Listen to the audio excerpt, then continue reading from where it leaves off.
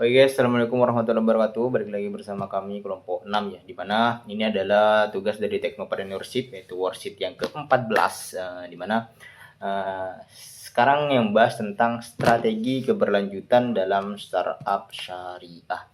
Oke, seperti biasa kami terdiri dari 4 anggota, itu ada Muhammad Fajri, ada Ahmad Firdaus yaitu saya sendiri, kemudian ada Lilis Puspitasari sebagai ketua kelompok kami, serta Distahari Al-Husrin. Oke, apa yang akan kita bahas kali ini itu tentang token wakaf ya. Nah, wakaf token adalah inovasi dalam dunia wakaf yang memanfaatkan teknologi blockchain untuk mengubah aset wakaf menjadi bentuk digital berupa token. Nah, dengan sistem ini, aset seperti uang, tanah, ataupun bangunan diubah menjadi token digital yang bisa dimiliki, dibeli, ataupun didonasikan oleh siapa saja secara online. Nah, konsep token wakaf ini mulai berkembang di Indonesia sekitar tahun 2020. Nah, seiring dengan meningkatnya perhatian terhadap inovasi keuangan digital dan kebutuhan untuk memodernisasi sistem wakaf tradisional agar lebih relevan di era digital ini. Nah, kemudian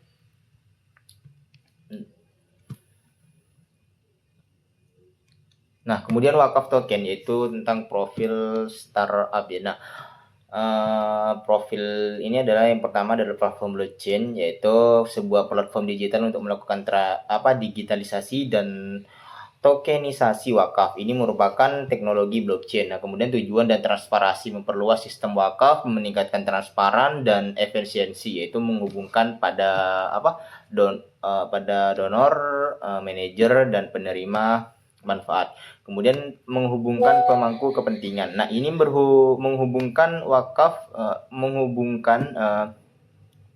wakaf atau nazir dan maukuf ilaih, yaitu hal ini menciptakan ekosistem yang lengkap. Nah, kemudian untuk pembahasan tentang strategi keberlanjutan model bisnis ini mungkin akan dijelaskan oleh teman saya serta strateginya dan juga dampak lingkungannya ya. Dampak sosial, dampak lingkungan ini mungkin akan dijelaskan oleh Lilis Puspitasari. Kepadanya saya persilahkan. Baik, terima kasih kepada moderator. Nah, di sini kita akan membahas tentang strategi keberlanjutan atau strategi keberlanjutan model bisnis. Yang pertama, kita menggunakan model crowdfunding kontrak pintar berbasis blockchain. Ini memastikan transaksi yang aman dan transparan. Yang kedua yaitu tokenisasi aset wakaf. Aset wakaf ditokenisasi untuk distribusi dan pengelolaan yang mudah. Ini mempermudah prosesnya. Yang ketiga yaitu aliran monetisasi. Pendapatan dihasilkan melalui biaya platform dan proyek wakaf produktif. Ini juga mendukung operasional. Selanjutnya, keberlanjutan dampak sosial. Ada 3 yaitu akses wakaf yang diperluas. Ini dapat menjangkau anak muda dan diaspora muslim, meningkatkan partisipasi. Kedua, pendanaan proyek sosial, mendukung pendidikan, kesehatan, dan UKM, mendorong pembangunan masyarakat. Yang ketiga, pemberdayaan masyarakat, memberdayakan masyarakat melalui inisiatif wakaf yang produktif, menumbuhkan kemandirian. Kemudian yang ketiga yaitu strategi keberlanjutan atau dampak lingkungan. Di sini kita akan membahas 3 yaitu energi terbarukan dan pertanian berkelanjutan. Berpotensi mendanai proyek ramah lingkungan, mempromosikan inisiatif hijau. Yang kedua, pengurangan penggunaan sumber daya. Digitalisasi meminimalkan konsumsi kertas dan sumber daya fisik, mendukung operasional ramah lingkungan. Kemudian yang terakhir yaitu peningkatan transparansi. Transparansi sistem mengurangi penyalahgunaan dana, memastikan penggunaan sumber daya yang etis. Baik, selanjutnya saya kembalikan kepada moderator. Terima kasih.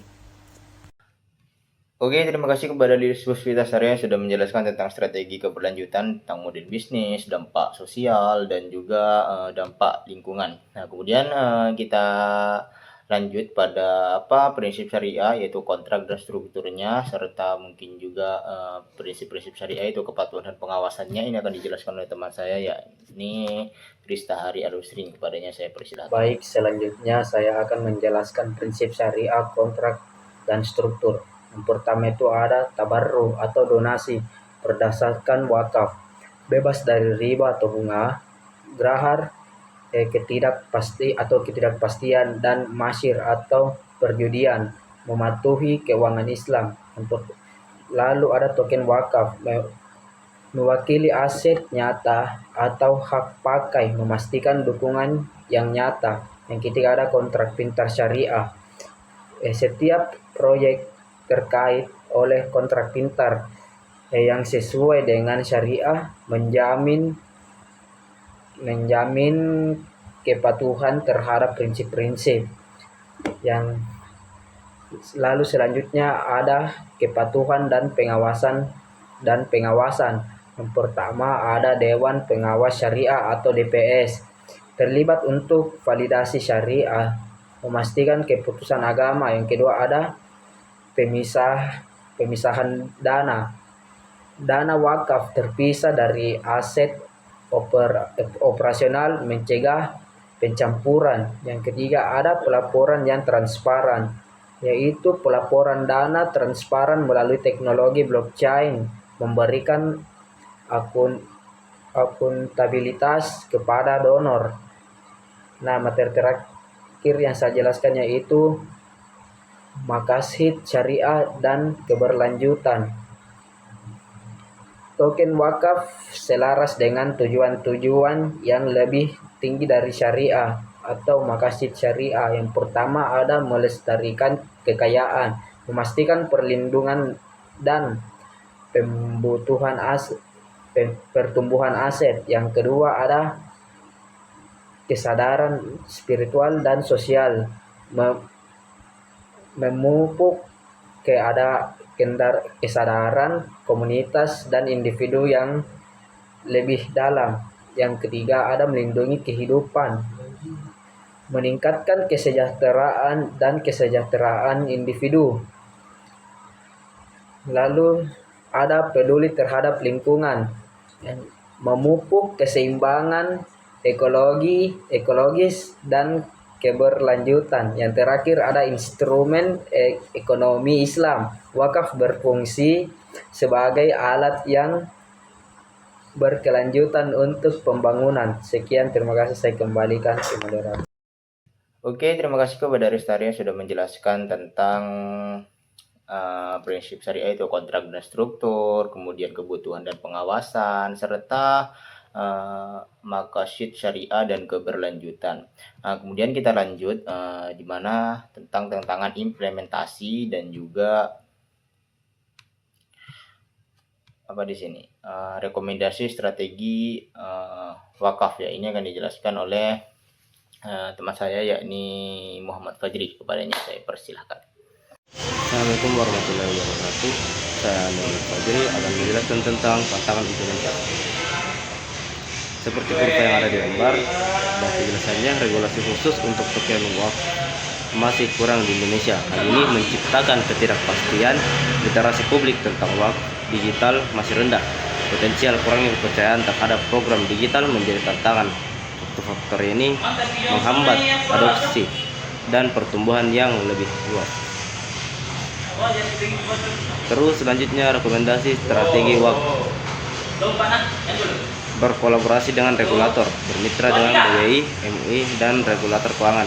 Ini memastikan kepatuhan dan kelancaran operasi. Terus yang kedua, edukasi masif. Mempromosikan wakaf digital dan ekonomi digital Islam, meningkatkan kesadaran dan kepercayaan masyarakat. Terus yang ketiga, kembangkan proyek nyata. Fokus pada proyek wakaf yang berdampak dan akuntabel, membangun kredibilitas dan menunjukkan nilai. Terus yang terakhir, perkuat audit dan keamanan. Tingkat sistem audit syariah dan keamanan teknologi, melindungi dana dan data pengguna. Mungkin cukup sekian dari saya kembalikan ke moderator. Oke, terima kasih kepada Muhammad Fajri yang sudah menjelaskan tentang implementasinya, kemudian juga rekomendasi strategi wakaf, dan kemudian kita bahas tentang kesimpulan. Nah, token wakaf ini adalah inovasi digital, yaitu berbasis blockchain yang mentransformasi wakaf tradisional itu menjadi lebih transparan, efisiensi, dan inklusif dengan model crowdfunding dan kontak pintar syariah. Nah, startup ini mendorong partisipasi publik yaitu mendukung proyek sosial dan ramah lingkungan lah, serta mematuhi prinsip-prinsip syariah, yaitu token wakaf selaras dengan makosid syariah dan dapat menjadi contoh bagi startup syariah lainnya gitu untuk mengembangkan wakaf digital yang